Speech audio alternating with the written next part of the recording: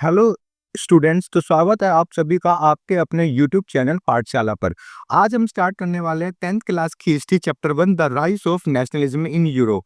तो इस चैप्टर के अंदर हम ये समझने वाले हैं कि किस तरीके से यूरोप के लोगों के अंदर अपने राष्ट्र के प्रति भावना जागी और वो भी चाहते थे फ्रांस की ही तरह कि उनको भी उनकी अधिकार मिले। तो फ्रांस के अंदर जिस तरीके से हम पढ़ चुके हैं कि 9th क्लास के अंदर ही कि वहाँ के लोग किस तरीके से अपने राजा लुईस 16 से परेशान थे और 1789 में उन्होंने अपने राजा के प्रति आंदोलन छेड़ भी दिए थे, दंगे स्टार्ट कर दिए थे और उनको उनकी मेहनत का फल भी मिला। आखिर में जाकर उन्होंने उनसे आजादी भी पाली और अपने राजा को गिलोटिन के ऊपर उसकी गर्दन कटवा दी थी। इसी के अब यही चीज देखकर यूरोप के लोगों के अंदर भी ये भावना आ गई, जब फ्रांस ये सारे काम कर सकता है तो हम क्यों नहीं कर सकते हो, क्योंकि वो भी एक तरीके से अपनी सरकार से परेशान थे कि बेफालतू के टैक्स देना पीजेंट्स के ऊपर, मिडिल क्लास के ऊपर बेफालतू के उनको जबरदस्ती के कोई भी टैक्स थोप देना और उनसे अपने सारे काम करवाना। तो यूरोप में एक आदमी था जिसका नाम था फ्रेडरिक सूरो। उसने एक एक तरीके से वो कौन था, एक आर्टिस्ट था। उसने क्या बनाया था, पोर्ट्रेट बनाया था जिसके अंदर दिखाया गया था कि उसका विजन क्या है, वो यूरोप के लोगों को लेकर क्या सोचता है। उसका ये विजन था कि एक तरफ अमेरिका के लोग भी है उसके अंदर और यूरोप के लोग भी, और दोनों साथ में मिलकर एक लाइन में जा रहे हैं और स्टैच्यू ऑफ लिबर्टी के आगे अपने हाथ जोड़ रहे हैं। इसका मतलब ये था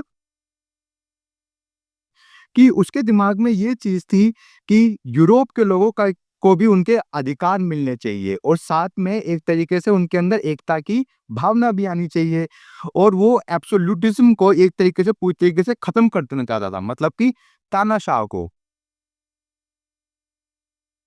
आगे बढ़ते हैं इसी के साथ, तो बात करते हैं अब reasons the for the rise of nationalism in Europe. क्या क्या थे रीजन? सबसे पहला रीजन एब्सोल्यूटिज्म।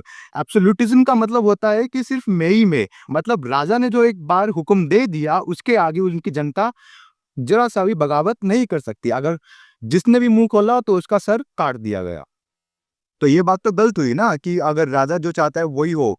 ये काय का इंसाफ है। आगे the spread of liberal ideas. Liberal का मतलब होता है फ्री। ये लैटिन वर्ड है जिसका मतलब होता है फ्री होना। फ्री अब किस चीज से फ्री होना चाहते थे वहां के लोग? बेफालतू की तानाशाह से। आगे slogan slogan of liberty, equality and fraternity. ये तीन चीज तो वो चाहते थे अपने देश के अंदर कि उनका नेशन जो है पूरी तरीके से आजाद हो गए, लिबर्टी आ जाए मतलब फ्री आ जाए, और इक्वालिटी एकता, फेटर्निटी बिना किसी भेदभाव के। Role of educated middle class. अब उस टाइम पे क्या था कि मिडिल क्लास की जरा सी भी ना सुनते थे, ना मानी जाती थी और ना ही उनको वोट डालने का अधिकार था। मतलब एक तरीके से जिनके पास खुद की प्रॉपर्टी नहीं है उनको वहां की सरकार चुनने का अधिकार भी नहीं था। अब ये किस तरीके से आगे बढ़ा? फ्रेंच रेवोल्यूशन सबसे पहले इसका स्टेप था, उसके आगे सिविल कोड आया। हाँ जी, अब बात करते हैं सिविल कोड, जिसको हम क्या कहते हैं, नेपोलियनिक कोड भी कहते थे, क्योंकि ये कोड किसने दिया था?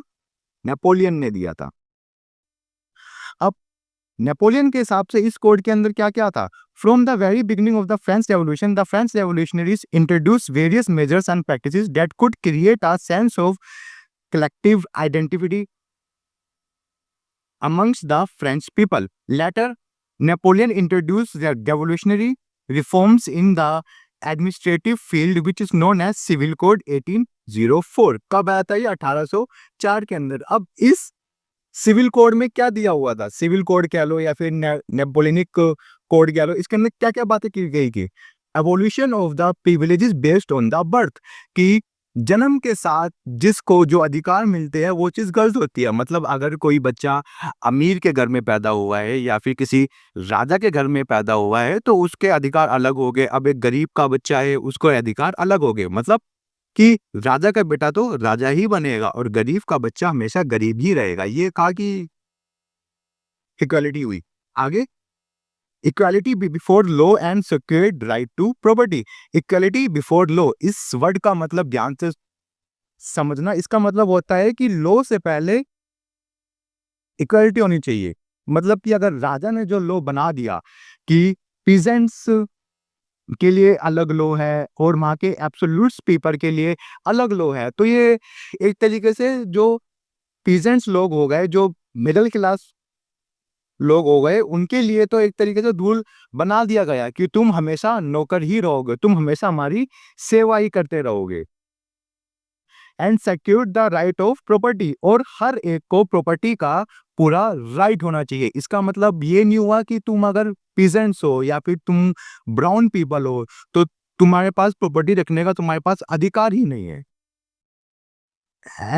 Administrative division were simplified, administrative division were simplified. इसका मतलब क्या हो गया? इसका मतलब ये हुआ तो उस टाइम के एक तरीके से एडमिनिस्ट्रेशन के लोग जो बांटे गए थे, एक तरीके से राजा ने या फिर वहाँ के जो अपर क्लास लोग थे उन्होंने अपने हिसाब से बांटे गए थे, उन्होंने अपने ऊपर बांटे गए थे। ये इतने सिंप्लीफाइड नहीं था, उनको आसान करने का उसने प्रस्ताव दिया था। Feudal system was एबोलिश्ड, peasants were freed from serfdom and manorial dues। peasants को फ्री कर दिया जाए, जो बेफालतू के उनके ऊपर टैक्स थोप के, जो उनके ऊपर कर्जे कर करके उनको दबाया जा रहा था, उन चीज से फ्री करने का प्रस्ताव दिया था। ओके, अब आगे बढ़ते हैं। वियना कॉन्फ्रेंस जो कि 1815 में हुई थी, ये कब हुई थी? जब नेपोलियन वॉर हार चुका था। किससे? कंजर्वेटिव लोगों से। इसके बारे में हम आगे बात करेंगे। आगे की बात करते हैं। Revolution of liberals in 1848। Unification of Germany कब हुई थी? 1866 टू 1871। यूनिफिकेशन ऑफ इटली, ये सारी चीजें थी नेशनलिज्म इन यूरोप में।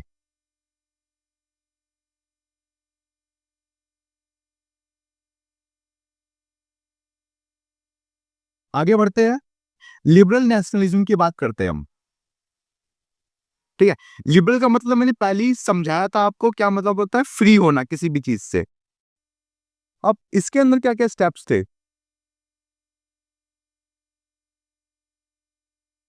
Government by consent, that is end of autocracy. इसका मतलब क्या हो गया कि उस टाइम के गवर्नमेंट कैसे थे? उस टाइम के गवर्नमेंट को चुनने का अधिकार नहीं दिया गया था, कि आपको आपकी गवर्नमेंट आपके हिसाब से नहीं चुनी जाएगी, बल्कि उन लोगों के हिसाब से चुनी जाएगी जो वहाँ के मेन पीपल है, या एक तरीके से कह सकते हैं जो अमीर पीपल है या फिर जो बड़े लोग हैं। रूल बेस्ड ऑन कॉन्स्टिट्यूशन, अब रूल जो होने चाहिए वो कॉन्स्टिट्यूशन के बेस पे होने चाहिए, ना कि अपने मन मुताबिक जबरदस्ती के कोई भी नियम बना दिए गए और वहां की जनता के ऊपर थोप दिए गए।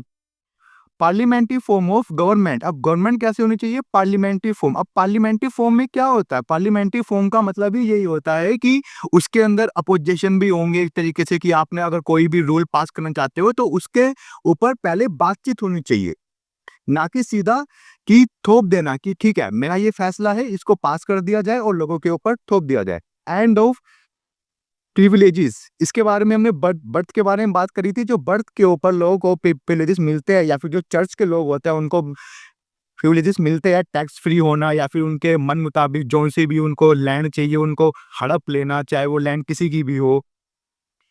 इक्वालिटी बिफोर लॉ, कि लॉ से पहले लोगों के पास क्या होनी चाहिए? इक्वालिटी, समानता। The right to vote, suffrage but not for everyone. अब देखो इसका मतलब इसमें दो चीजें हैं। राइट टू वोट भी है लेकिन सभी लोगों के लिए नहीं, सिर्फ उन लोगों के लिए जिनके पास प्रॉपर्टी है, और वुमेन को हटा के। फ्री मार्केट, फ्री मार्केट का मतलब क्या है? उस टाइम पे क्या था कि अगर मुझे अपने स्टेट से बाहर कहीं भी एक तरीके से सामान बेचना है तो उनके ऊपर जबरदस्ती के, वो भी बहुत ज्यादा वाले टैक्स लगा दिए गए जाते थे, कि अगर कोई चीज 100 रुपए की है तो वहां तक पहुंचते पहुंचते वो कितनी की होती थी? 500 रुपए तक की भी वो होती थी। Abolition of state impose tax. अब स्टेट इम्पोज टैक्स टैक्सेस में क्या है? इसके अंदर क्या था?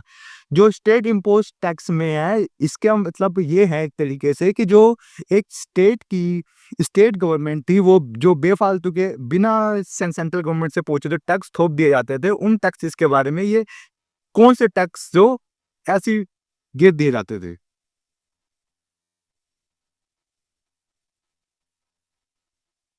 अब आगे आते हैं conservatism in Europe after 1815। After 1815, 1814 में क्या हुआ था?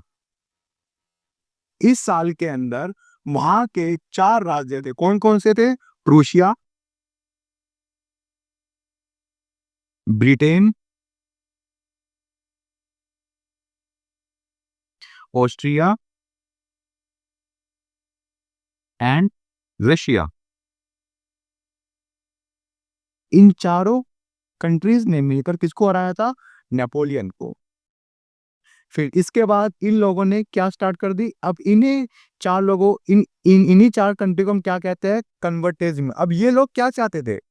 ये लोग चाहते थे कि जो नेपोलियन ने लोगों के अंदर राष्ट्रवाद जगाया था उसको खत्म करना चाहते थे, या फिर नेपोलियन ने लोगों के अंदर जिस तरीके से अपने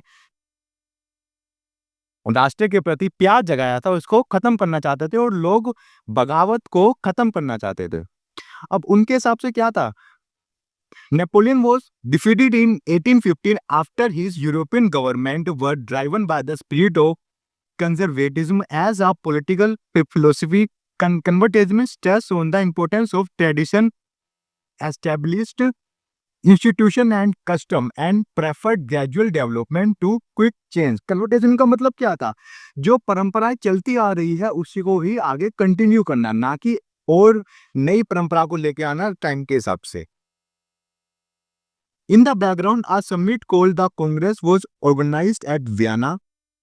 The Congress was hosted by the Austrian Chancellor Duke Metternich. The Treaty of Vienna was signed in the Congress. अब वियना के अंदर जो हम कॉन्फ्रेंस की बात कर रहे थे जो कि कब हुई थी? 1815 के अंदर। इसने होस्ट कहाँ पर हुई थी? ऑस्ट्रिया के अंदर, जिसका चांसलर कौन था? ड्यूक मेटरनिच।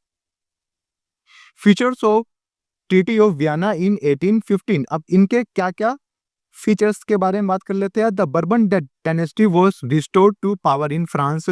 जो बर्बन डायनेस्टी फ्रांस के अंदर खत्म कर दी गई थी उसको दोबारा से रिस्टोर करना। The main intention was to create a new conservative order in Europe. अब इस और जो लोगों के अंदर राष्ट्रवाद आया था उसको खत्म करके दोबारा से नया कंजर्वेटिव ऑर्डर को यूरोप में लागू करना। France lost the territories it had annexed under the Napoleon. France ने नेपोलियन के अंदर जो भी टेरिटरीज को अपने अंदर लिया था उनको दोबारा से खो दिया था, एक तरीके से उससे छीन ली गई थी। A series of states was set up on the boundaries of France to prevent expansion in future. अब फ्रांस के इर्द गिर्द जो है सिटीज को बसा दिया गया था कि चाहे भी फ्रांस इन फ्यूचर के अंदर अपने आप को एक्सपेंड ना कर पाए। अब ये कौन आ गया भाई? ड्यूक मेटरनिच। ये कौन है? इसके बारे में हम पहले बात कर चुके हैं। He was the Austrian chancellor जिसने वियना कॉन्फ्रेंस को होस्ट भी किया था। He was born on 15 May 1773. He had once remarked that when France sneezes, the rest Europe catches cold. मतलब अगर फ्रांस छींक भी देता है तो पूरे यूरोप को जुकाम हो जाता है। वही इसका मतलब क्या है कि फ्रांस के अंदर जो भी गतिविधियां होती है उसका प्रभाव पूरे यूरोप के ऊपर पड़ता है।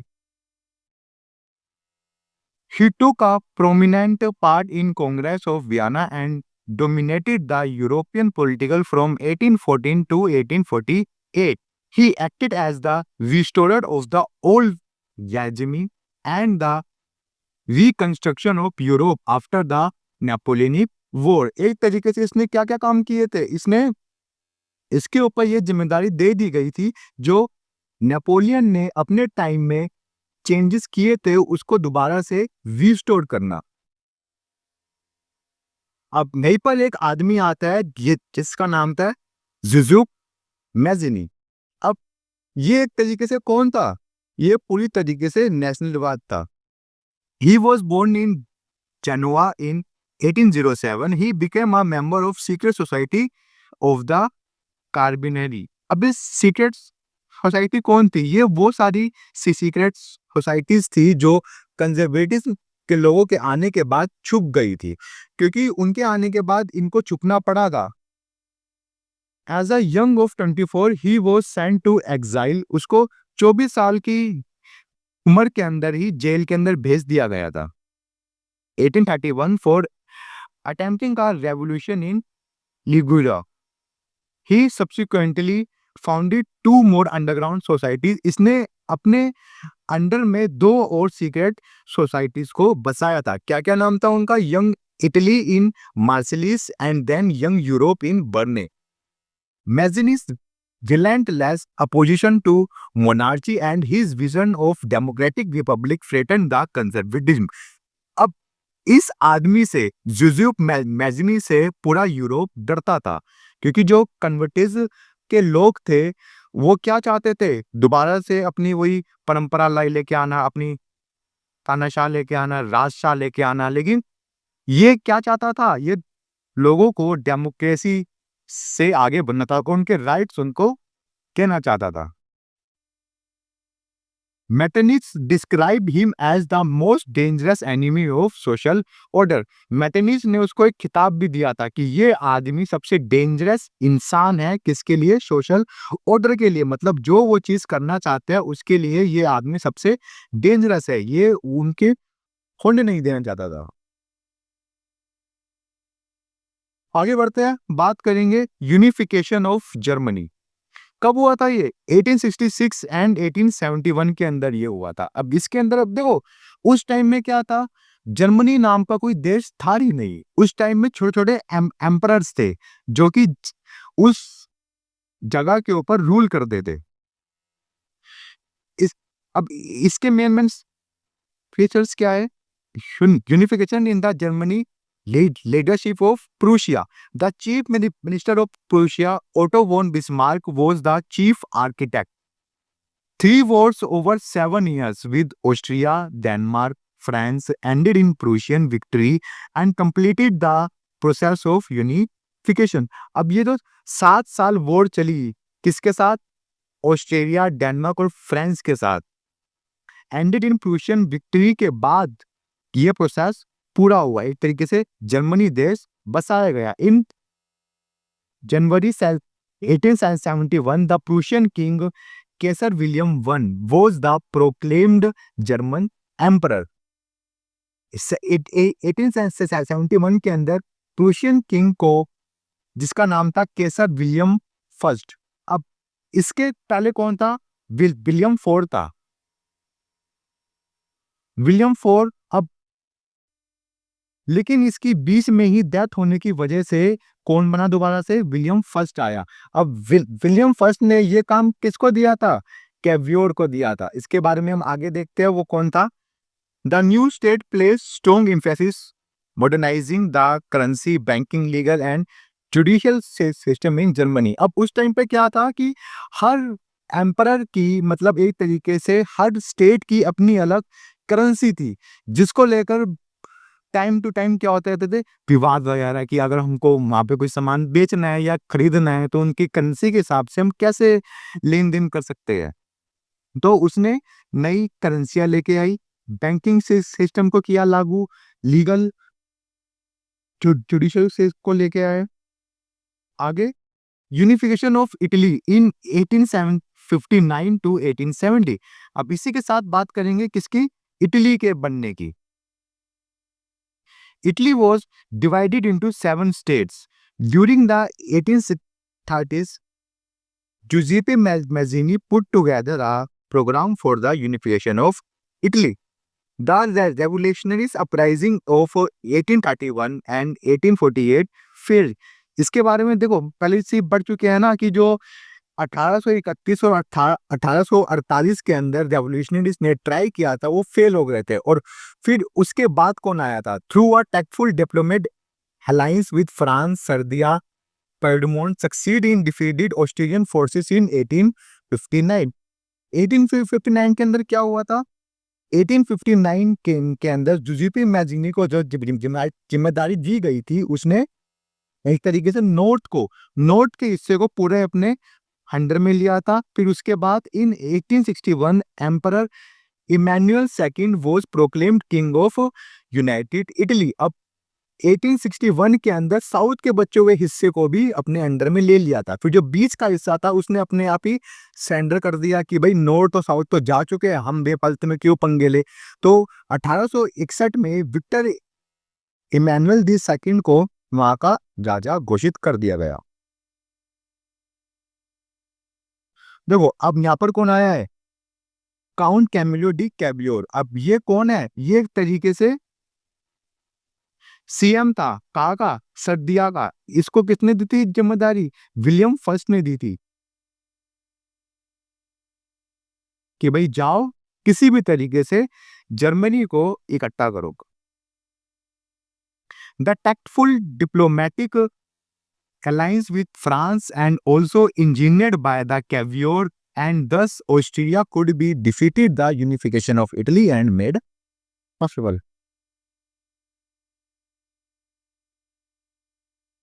जुजेपे गारबेल्डी के बारे में बात करते हैं। ये एक तरीके से फ्रीलांसर के तौर पर आर्मी के अंदर आया था लड़ने के लिए। He was not a part of regular troops. He led armed volunteer for unification of Italy in 1860. He along with armed volunteers marched into South Italy. अब उसका काम क्या था, वो उसने अपने आप को खुद को वॉलंटियर किया था आर्म्ड फोर्सेस के अंदर। आर्म्ड फोर्सेस के अंदर का मतलब होता है जिनके पास गन्स वगैरह होती है। और कब गया था वो, 1860 में वो arm forces volunteers march into south Italy and the king of two Sicilies and succeed in winning of support local peasants. और उनकी हेल्प की वजह से वो साउथ के इटली के तरफ अपनी जीत पाए थे। और in order to drive the Spanish ruler he handed over control of southern Italy and Sicily king Emmanuel II, and thus unification of Italy could be made possible. Greek War of Independence. Greek War of Independence. Greek was the part of Ottoman Empire since 15th century. हम जानते हैं पहले की कि 1500 century से ही Greek जो है Ottoman empire का पार्ट था। The growth of revolutionary nationalism after French Revolution 1789 sparked of a struggle for independence among Greek. अब देखो ग्रीक ओटोमन एम्पायर का तो पार्ट था लेकिन वो उससे अलग होना चाहता था। The struggle for independence started in 1821. Nationalists in Greek got support from the other Greek living in exile and also for many West European. लेकिन जो वहां के ग्रीक के main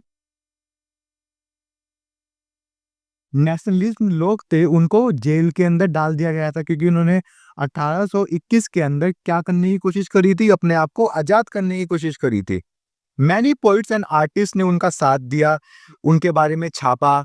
to support Greece struggle the English lord Byron organise funds later. अब ये कौन था, ये था तो इंग्लिशमैन, लेकिन क्या चाहता था कि ग्रीक को आजादी मिले क्योंकि वो उनकी माँ की लैंग्वेज से बहुत ज्यादा प्रेरित था। फंड्स, और उसने फिर क्या किस चीज में हेल्प की, उनकी फंड्स को इकट्ठा करने में, मतलब पैसों के तौर पर उसने उनकी हेल्प करी। Later went to fight in the war where he died of fever in 1824। और फिर वो बाद में वॉर के अंदर भी गया लेकिन 1824 में फीवर होने की वजह से उसकी डेथ हो गई थी।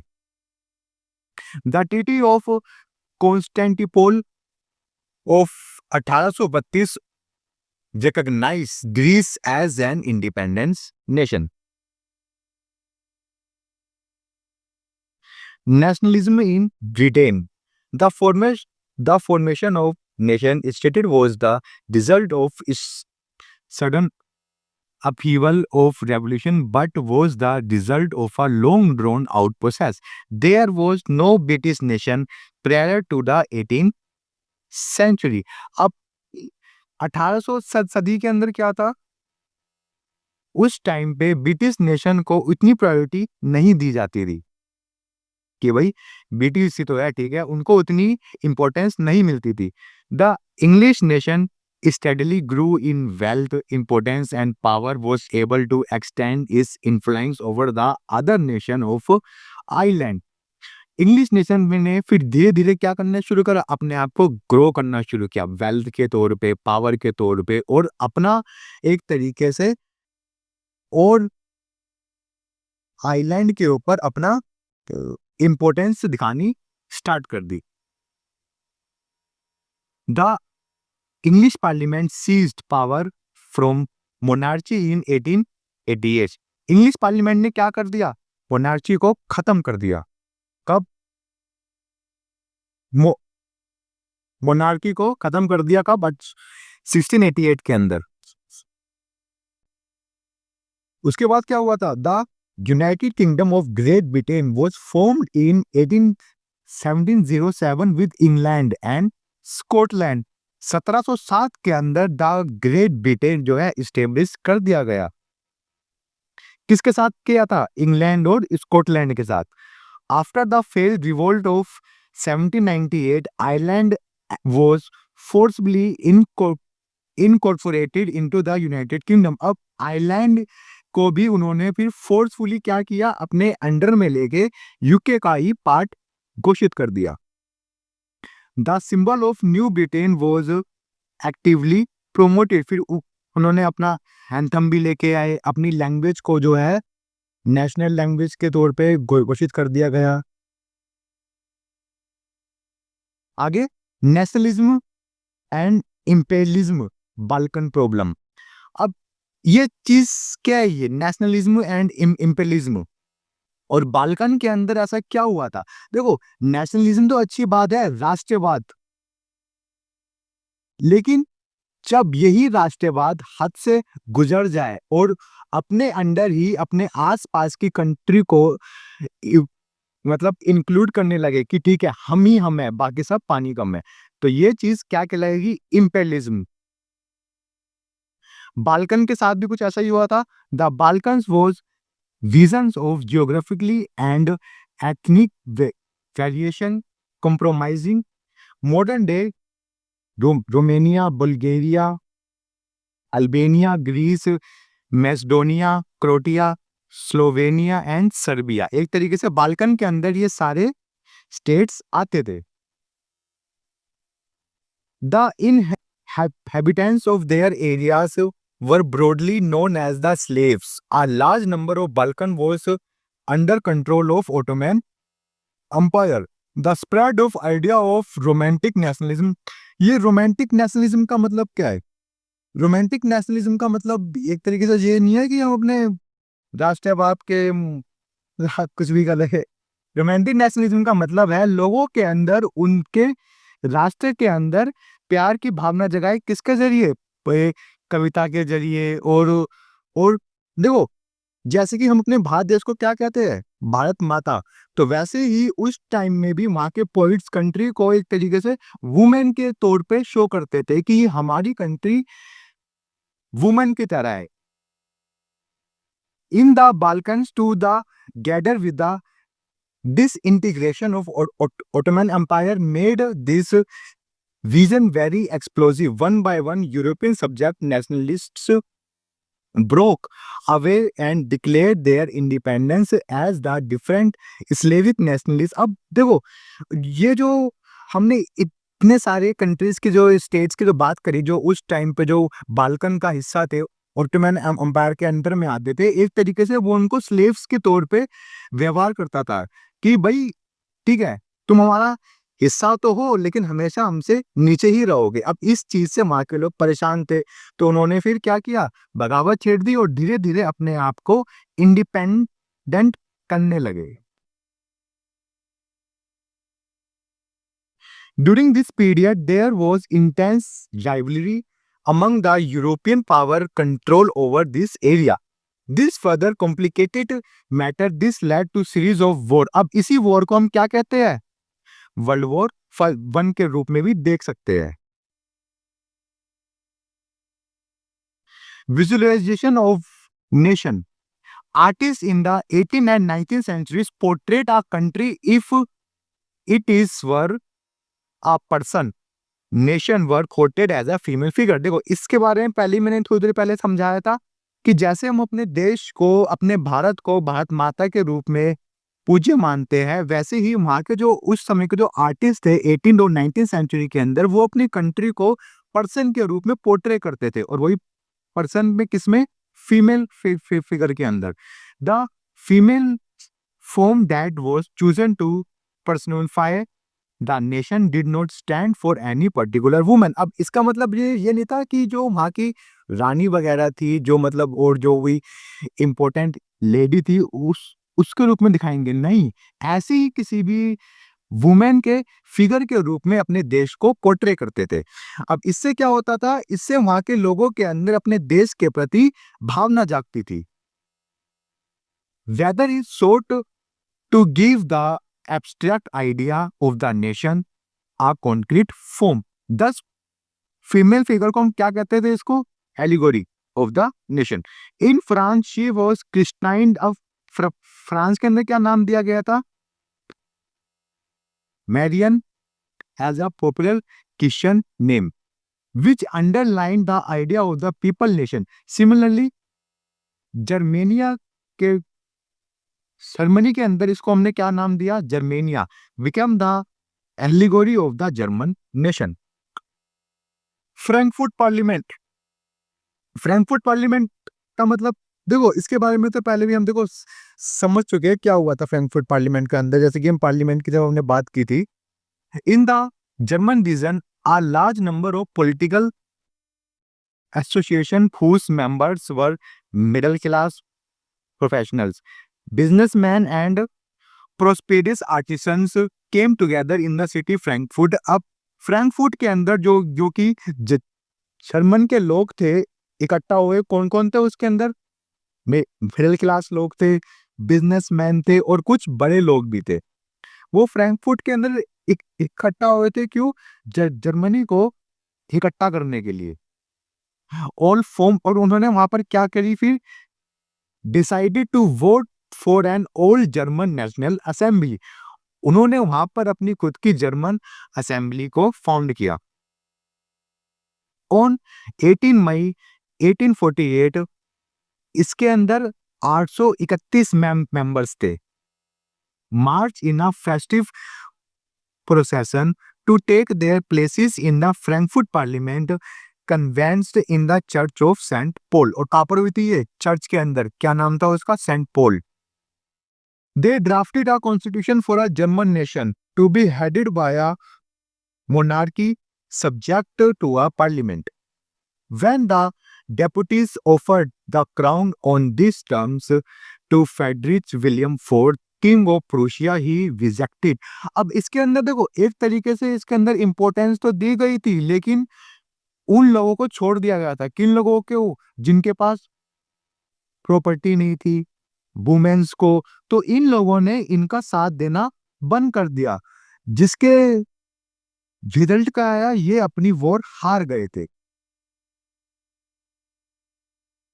आगे, while the opposition of the aristocracy and military become stronger and social basis of parliament eroded, the parliament was dominated by the middle class who resisted the demands of workers and artisans and consequently lost their support। अभी मैंने क्या बताया था कि इन लोगों ने उन लोगों को छोड़ दिया गया था जिनके पास प्रॉपर्टी नहीं है या फिर बिल्कुल ही गरीब है, फार्मर्स वगैरह को बिल्कुल छोड़ दिया गया था। फिर इन्होंने क्या किया, उनका इस बगावत में साथ ही नहीं दिया, तो साथ नहीं दिया था, फिर उनका बगावत के चलते फिर उन्होंने उसको, वो हार भी गए थे ये war.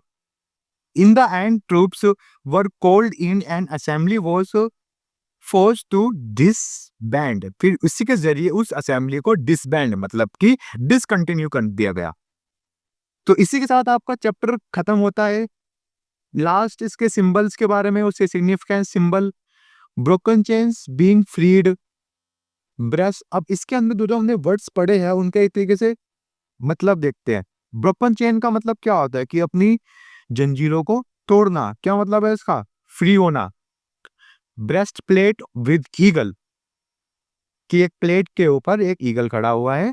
Symbol of the German empire strength, ये क्या दिखाता है कि जर्मन एम्पायर की ताकत को दिखाता है। Crown of oak leaves, heroism. Okay leaves आपने देखा होगा कि बड़े ओक लीव्स के जो क्राउन, जो ये ताज पहनते हैं, इसको हीरोइज्म के रूप में देखा जाता है। Sword, readiness to fight, olive branch around the sword, क्या मतलब होता है इसका? विलिंगनेस टू मेक पीस, ये हमारी मानसिकता को दिखाता है कि हम कितने ही शांति के प्रिय हैं। Black, red and gold tricolour, flag of the liberal nation, मतलब फ्री राष्ट्र का symbol.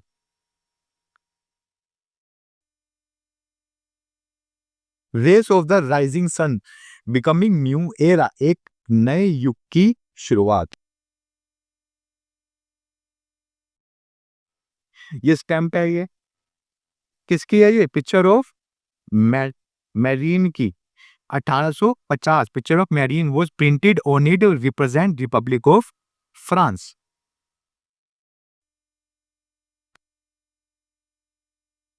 Various symbol were used to depict the development of nationalism. उस टाइम पे वेरियस सिंबल, अब ये सिंबल तुम देख सकते हो, जैसे कि हमने अभी बात करी थी, ये स्वॉर्ड की बात करी है, फ्लैग की बात करी थी, ये ताज की बात, क्राउन की बात करी थी, ओक लीफ का क्राउन है ये।